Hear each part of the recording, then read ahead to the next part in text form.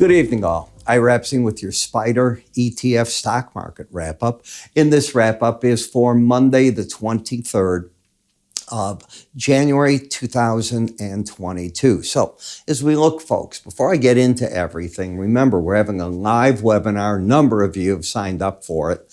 All you need to do is move your cursor to the top anywhere up here. You'll see an icon. Give it a click. Fill out everything. You'll be sent the password to get then into the live webinar. And if you have questions on stocks, ETFs, or whatever, when you get your password in that page that we are going to send you, it'll be an area there to write me anything that you want. When you click the Write Ira area, a form appears off our website. Just put in what you want, and that's it. I've already answered all of them so far and created the charts for the meeting up that I've had. So we're filling up where I'm not going to be able to do a lot more if you haven't put them in.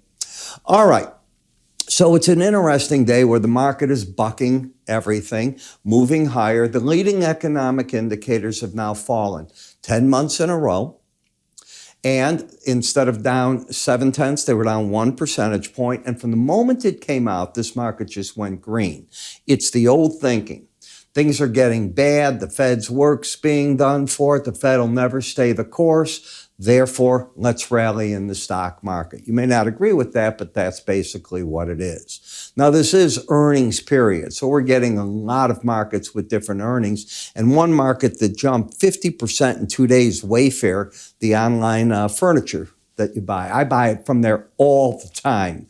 I mean, it's probably my favorite furniture site, so I can see just what it is. And we have so many things we bought in our home from there. So pretty good things, by the way. We used to work with the decorators. They're just doing the same type of thing.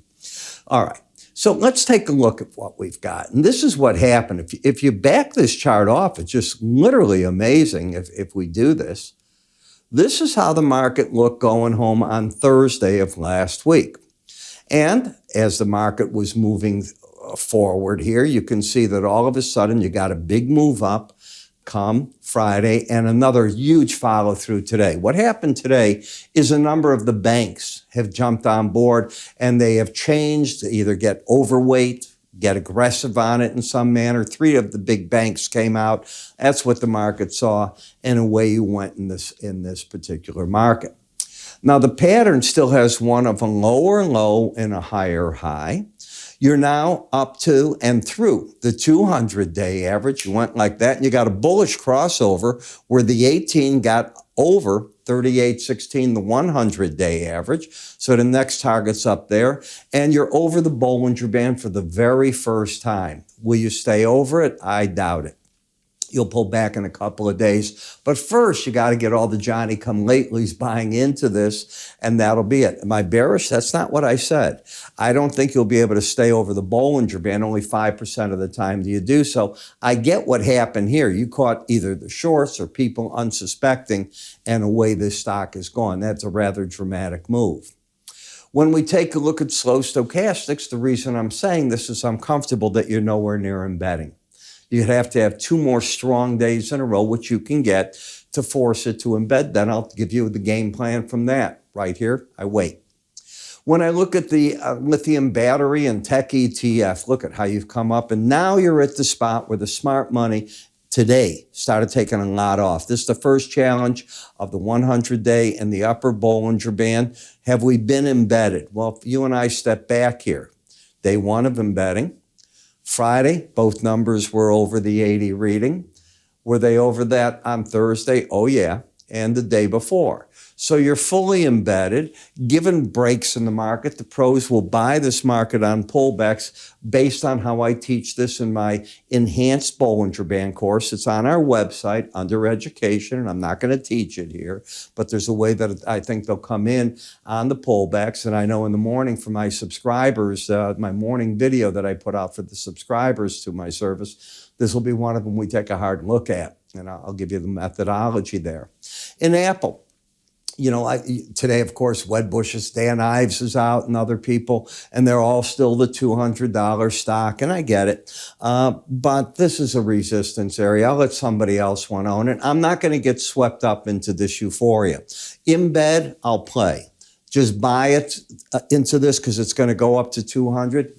have a good time with it. Might over a year or two, but I don't know. I had the privilege of going to see Avatar. So I did it over the weekend. I loved it. Unfortunately, there weren't a lot of people in the theater again.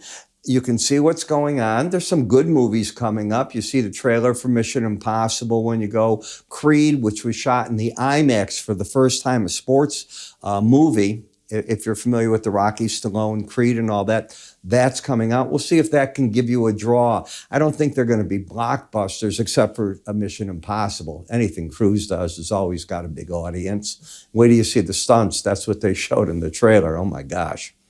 Higher high, lower low, playing around here in XLF. I don't see a pattern there to trade. Oh, by the way, let's come back to that one. It's not embedded either. That's one of the reasons. Now, when you lost the embedded reading here, and I've gone back and I'm starting to track all these just so you know. You lost it right through here. I was looking for the 18-day average to be hit. You tell me what happened. That's all I cared about. And you've got just what I've been looking for. Again, this is all part of that enhanced Bollinger Band course. Then an XLI. You came down, now you're getting back to neutral, the 18-day average. You have the bias up, the trend down, the chart's a mess, to put it mildly. In the semiconductors, everybody wants to own the semiconductors all of a sudden. I'm hearing all these upgrades, AMD over Intel, what's going on through that? Well, you certainly have been in an uptrend. We bottomed out back here, and once the market cleared the 18-day average of closes, it in this case, didn't look back. It went to the Bollinger Band, and it's been making the pattern of higher highs, higher lows, which is exciting in it. In the home builders, they are going to be looking real hard at what interest rates do. And, you know, each day that goes by, we're getting closer to the spring market, which at 6% rates, not 7%, gets to be interesting. Now, what happens if the Fed goes for a quarter point, and then you read, hey, they're going to go another quarter point in March? Who knows? These are the things you got to deal with. The inflation argument hasn't gone away yet. Is the economy slowing? Yes. I define part of the inflation problem is too strong a labor market, whatever that means. People, if they get fired from one group, be it a sales force, be it any of these tech companies, they're finding a job a week later, often better paying. That's not putting pressure on job growth. That's, if anything, staying very, very strong. You have a higher high, lower low in the energy sector. Pay attention to the resistance at the upper Bollinger Band, and you're not embedded. GLD, I came out with all systems firing this morning for my paid subscribers. I didn't even play with price. I just said market. And they got a nice rally out of this so far. The market to me looks pretty darn good still. You can make an argument for the 182.08. Okay, that's only $3 higher. It's not that far away. I'll be concerned if today's low's taken out in the next 2 days without hitting that high. But right now it's all systems go. In copper, I don't expect miracles out of copper during the Chinese Lunar New Year, which is now. It began Sunday, runs through February 5th. Orders will be far and few between new ones because the dock workers, everybody takes off. Basically, the country goes into a hibernation period, but it comes out next weekend. Right after that, come Monday, I realize it's the 5th, but people start going back to work. You have an embedded reading. I'm still bullish as can be, have not changed my picture story. I am concerned with TLT. You lost the embedded reading, and today look ugly. You could easily go back down here to the 18-day average and so on.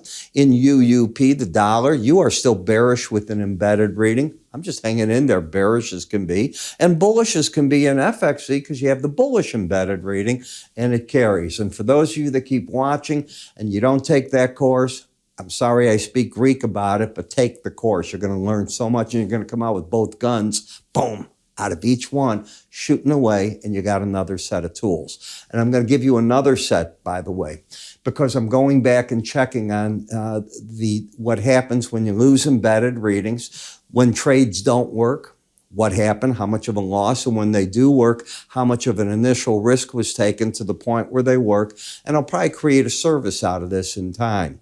With recommendations and the like, since I'm so enamored with what I teach in that. In any case, I want to see you with the live webinar. So how do you get to that? Well, it's simple. First, all you need to do at any point here is give a click up here. You'll see a cursor appear. Remember, we're going to open at 12:15. I start talking at 12:30. I quit at 12:50.